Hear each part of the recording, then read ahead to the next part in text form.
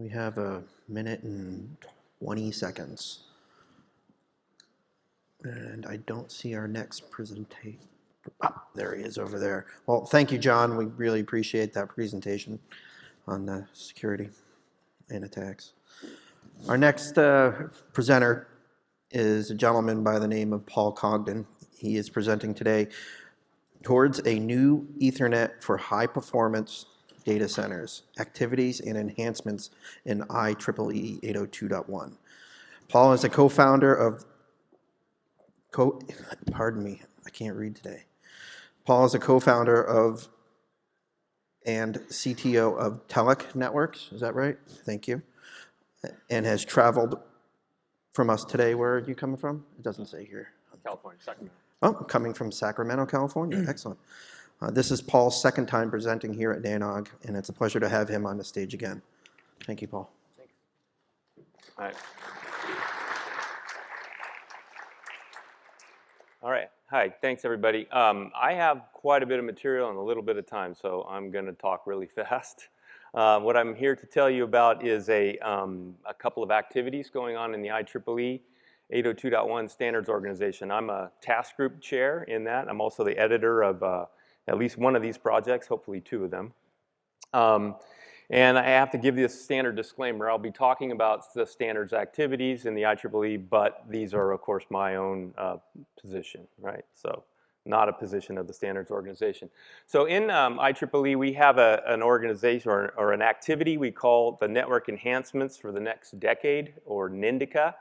That group is kind of a forward-looking group where they sort of pre-standards and look at various activities and try to engage industry partners as well. So it's open, it's not a closed standards activity. And what we've done is published a couple of reports, and most of the technologies that I'm going to talk about are in these reports. So I would encourage you to take a quick look at that stuff if you can. This is the stuff I'm going to go through really quickly because you guys all know that. We're in a new era, data-centric, that's kind of this combination of high-performance computing and big data in the cloud. What it's doing is putting a huge stress on the network. Again, you guys understand there's a huge amount of data, and accessing that data is becoming amazingly fast, right? It's a memory access speeds now. Spindles and things are kind of a thing of the past. So what we have is a huge amount of data and very fast access to that data. And so the old approach of moving the data to the compute, back to the storage and all that, it just doesn't scale anymore, right? So new technologies in the data center are what we're looking for to try to address those huge changes.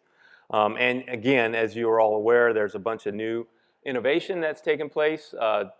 Protocols such as RDMA are now very popular running in data centers where you have memory-to-memory copies, very ultra-low latency, storage, non-volatile memory storage over fabrics. Again, what's happened is the overall end-to-end latency, the component that the network plays in that end-to-end latency is now much bigger than it used to be because the speeds of the memory and the storage themselves have gotten so fast. So again, the network is playing a bigger role in latency, so we'd really like to reduce latency. And then, of course, you're familiar with all the parallel software and distributed hardware that we're building these data centers with. All of these new technologies are stressing the network. Ethernet is our favorite data center fabric, and it's ubiquitous, very cost-effective, very easy to deploy. You're all familiar with that. In the Ethernet standardization, there's been a large focus on bandwidth, I would say. We're headed towards 1.6 terabit per second speeds on Ethernet now.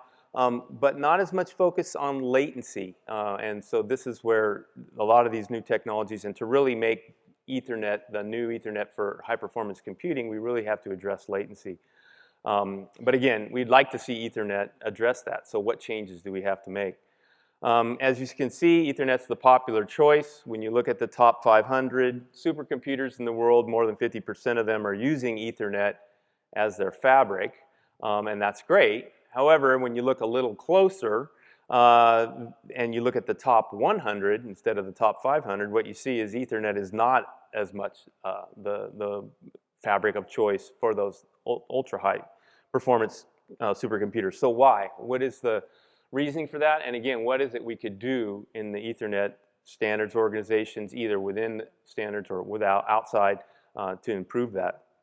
Well, if you look at what some of the perceived advantages that other people talk about of the other fabrics, such as InfiniBand, it has things like guaranteed hardware delivery, different kind of flow control, credit-based, hardware retransmission, different kinds of congestion management techniques. You often see cut-through as a fundamental capability in the chipset designs. There's 16 virtual lanes versus 8 traffic classes for prioritization, so a couple of those things. InfiniBand's typically more centrally managed and has failover things and all of that pre-established ahead of time. There have been people, and you probably are familiar with this, recent new supercomputers that have made proprietary enhancements to Ethernet itself in order to get it to address the needs. And those are things like, again, a credit-based flow control scheme, reducing the minimum frame size. Ethernet has a 64-byte minimum frame size. It's very historic from when the days of collisions and things. But for low latency messaging and locking memory and things like that, we really want small messages. So they've reduced frame size. They've done some things for compatibility. And one important thing is in the physical layer, the forward error correction that you're seeing in the high bandwidth these days has the trade-off of increasing latency. So you have to delay packets in order to use forward error correction. So maybe addressing forward error correction is another way to reduce latency. So there have been some things done in the proprietary scheme, but not necessarily in the standards. So historically, about 12 years ago, the IEEE had a big focus on data center Ethernet. It was called DCB, Data Center Bridging Group, and there was a set of standards done primarily around supporting fiber channel over Ethernet or the very first generation of RDMA on a layer 2 fabric. And this is where we got better queuing and better QoS. We got priority-based flow control and a protocol called congestion notification, which I'll talk a little bit about. Recently, a project that I'm working on, and I'll talk more about it, is congestion isolation. And that's just about done in the standards. But really, what we did 12 years ago was not enough, obviously. As you saw in the top 500, InfiniBand's still a very strong fabric technology. We need to do more. We need to address in-cast congestion in particular. All of the AI applications naturally have in-cast or create in-cast just by the way they operate. We'd like to improve how you detect and respond to congestion itself, further reducing latency, and of course simplifying configuration, right? A lot of the technologies we defined 10 years ago were pretty difficult to deploy, and as a consequence, maybe didn't get as much use as they would have liked to. And so more is being required, and that's kind of the focus of these new activities, again, in trying to make Ethernet the fabric of choice. So today, and you guys could obviously confirm this, but our belief is that the kind of the state of the art is a layer 3 network in a CLOS kind of design, and that we use ECN or congestion notification bits, early congestion notification marking in the IP header, and having those propagate back towards the source so that the transport layers can adapt their rate of injection. If you start to run into a problem where you're going to see losses or drops in the network, you'll rely on priority flow control, kind of your last gasp to not drop packets. And that pushes back and just stops all flows to keep things from falling. But there's some problems with that we'll talk about.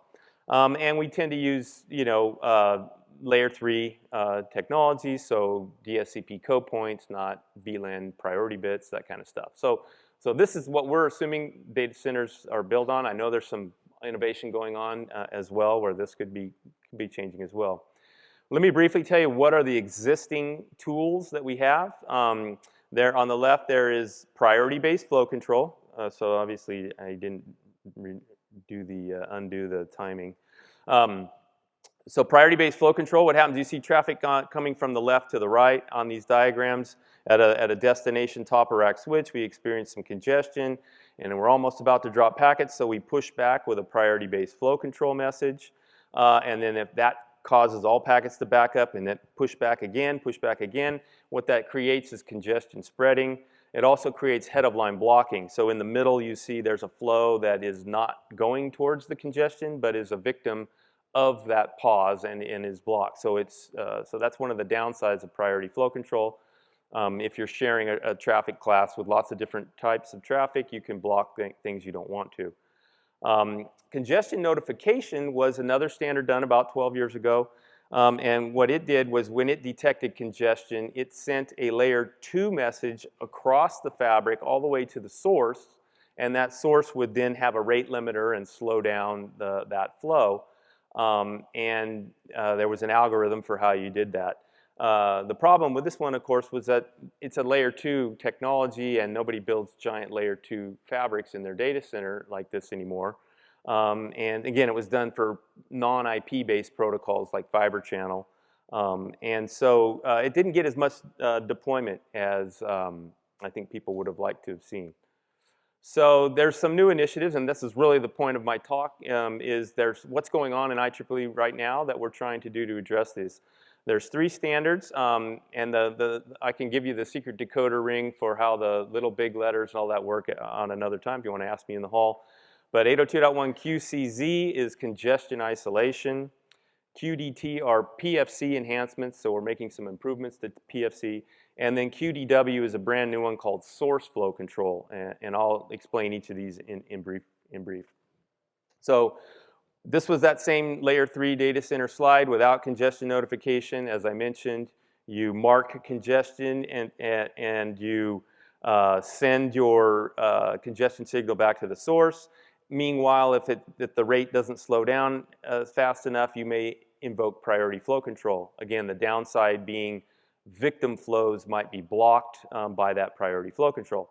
So what congestion isolation does is rather than try to block all the flows, it takes those flows that are creating congestion and it moves them or begins to queue them in a different queue. So it more or less puts them out of the way or delays their transmission while the end-to-end congestion control has time to take effect.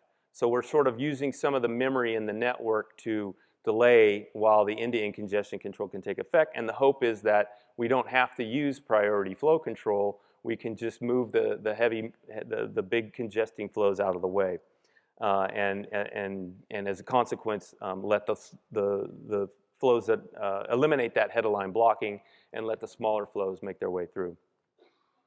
So the goals, again, is that it's designed to work in conjunction with the higher layer in congestion control, ECN, TCP. It was also designed to support bigger, faster, bigger data centers without having to rely on priority-based flow control. So it's agnostic of whether there are 2 TCP flows or UDP flows. And so and it's hard to add memory to switch buffers these days at the speeds that we're talking. So we'd like to we'd make more intelligent use of our memory, if you will. And then we can, again, try to eliminate using PFC. So this standard, again, is virtually done and almost ready to ship. Another activity that's recently started, we're calling it PFC enhancements. And so priority flow control, it was done 10 or 12 years ago again. And it's time to get some updates for it. There were 2 things that we're trying to solve. One is the automatic calculation of headroom. So what headroom is in this slide is that little bit of memory that you need to reserve so that when you tell your peer to stop sending, all the data that's in flight can be absorbed without dropping them. And so determining headroom can be a little tricky. Depends on the cable length, the implementation delays, the buffer chunking inside the switch. There's a number of parameters. Very difficult for people to configure in the data center, and so as a consequence, they hadn't done so much of that. And so one of the goals here was to automatically calculate that by doing measurements. And so we are implementing a new attribute for LLDP so we know our peer can do this, and if we can measure the delays between exactly what PFC is needed, then we don't have to waste memory on inefficient allocation of memory for headroom. So that's one of the goals. The other goal is to allow the protection of priority-based flow control frames, so using MACsec so that we can encrypt those if we're going to do that. And so you might ask, why is that? Well, Azure had an interesting use case. They had 2 data centers and they were wanting to run RDMA across those data centers, so on external links, links that actually leave the building. And so as a consequence, any traffic that's going to leave the building, whether it's a leased line or not, needs to be encrypted. So they were using MACsec. And there's a nice YouTube video that tells all about how they're doing this stuff. And the problem was the interpretation of how MACsec and priority flow control work together. It was not specified very well. Very early implementations of MACsec, they did it as a bump in the wire, or as sort of in the PHY layer. And so every frame that comes out of the system was getting encrypted, whether it was a flow control frame or just a regular data frame. But as the way the architecture is specified and where MACsec fits in the overall network stack, it didn't allow for the encryption of priority flow control. So the subsequent implementations that put MACsec directly in the chipsets, they implemented it according to what the interpretation of the spec. Well, then it wouldn't backward compatible with the older implementations, because on one side you would encrypt the PFC frame, and the other side he wasn't expecting it to be encrypted, and so they didn't talk. So we had to fix this issue. So that's the second piece of enhancement that we're doing, which is handling encryption of priority-based flow controls. So our goal for this is to really reduce the complexity of deploying it. Again, it's not everyone's favorite technology because of that headline blocking and congestion spreading, but it is used often at the very edges of the network, again, to avoid loss. RDMA protocols really don't like packet drops. They don't respond very well to that. And then we're just specifying a new shim that will allow us to encrypt PFC frames as well, and that'll allow us to talk to these old implementations as well as new implementations. So those are the key things for that feature. So the third and kind of final new activity that's going on is one called source flow control. And what this does is very similar to that congestion notification that I showed you that was for layer 2 networks, but this works at layer 3. And the idea is that you detect congestion somewhere in the network, a switch's queues are backing up, and he automatically generates a message that sends back to the source, and that source will just pause, will do flow control as opposed to per flow rate limiting and all that kind of stuff. Now, if they want to do per flow queuing and all that, that's up to them, that's great, but the specification tries to keep it very simple. So it's a way to do pause without all the headline blocking. You go all the way back to the source and you try to pause there. And what's interesting is there's also a feature we call proxy mode, which is going to allow the top of rack switch at the source to intercept that message and convert it to an actual PFC message. And this should help with deployment and rollout. That means you don't have to have all your servers upgraded, or they don't have, the NICs, smart NICs don't have to become aware of this new protocol immediately. You can take your time with that.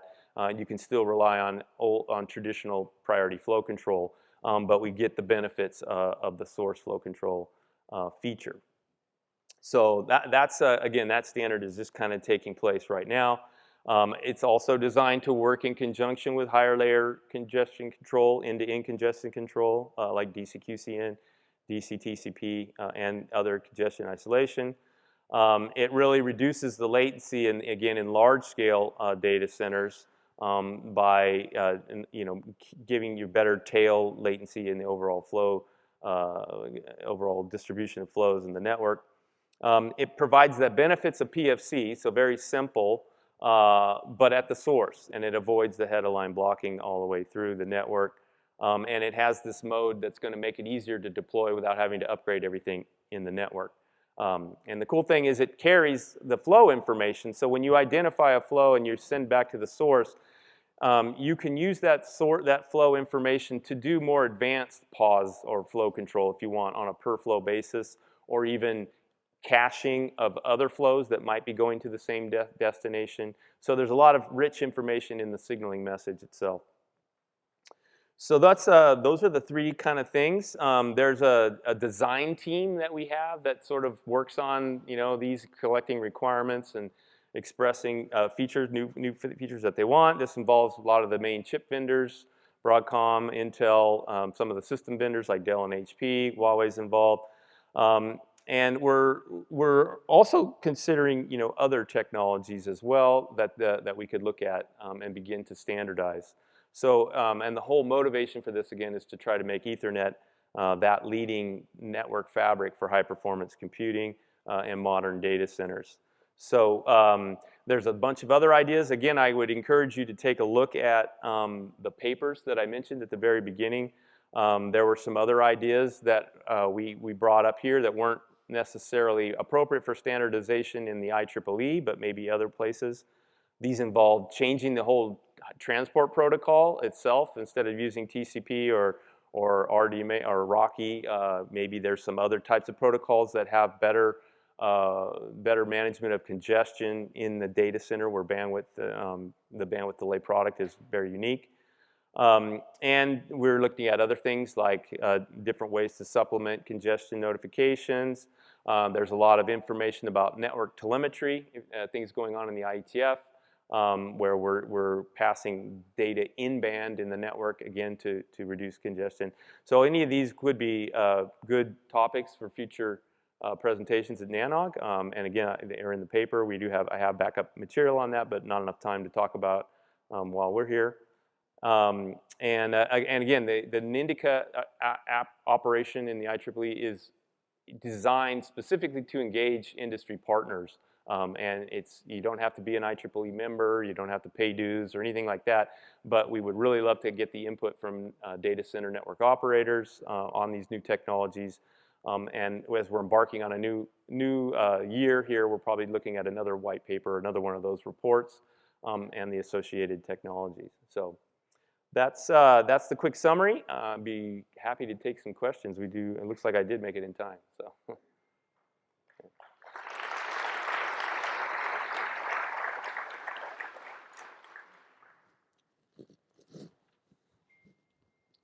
right, no questions? There's one online here. Okay. I don't have my glasses on. Yeah, I have to get mine out. This is from Blake. Is there any motivation within IEEE to increase standard maximum frame size well beyond 9K? Oh, that's always a controversial topic. I would say I have not seen anything about going well beyond 9K. That's nothing I've heard. There's a desire to go the opposite direction, as I mentioned, to even smaller than 64 bytes. But I'm not personally aware of any desire or activities in the IEEE to go beyond 9K.